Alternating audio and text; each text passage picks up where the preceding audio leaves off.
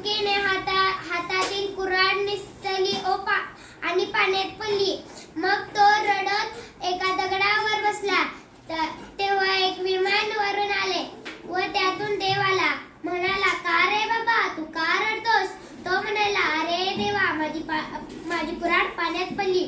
देव पाण्यात गेला आणि चांदीची कुऱ्हाड आणला। म्हणा लागला, ही आहे का रे तुझी कुऱ्हाड? तो म्हणला, नाही।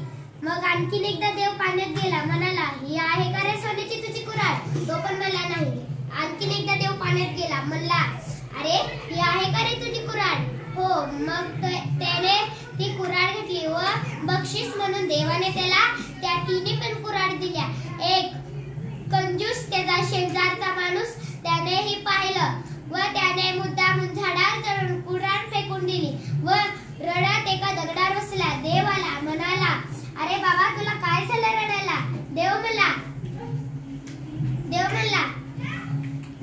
तो म्हणला, माझी कुऱ्हाड पाण्यात पडली। देव पाण्यात गेला व म्हणा लागला, हे आहे का रे तुझी कुऱ्हाड? चांदीची कुऱ्हाड तुझी आहे का रे? तो म्हणाला, नाही।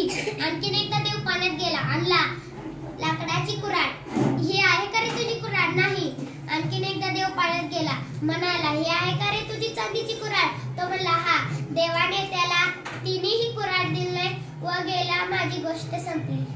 देवाने त्याला तिन्ही कुऱ्हाड दिल्या नाही। त्याने खोटं बोलला आणि खोटे बोलून त्याने उगोच्या उगो पाण्यात विहिरीत कुऱ्हाड टाकली, म्हणून देवाने त्याला तिन्ही कुऱ्हाड दिल्या नाही।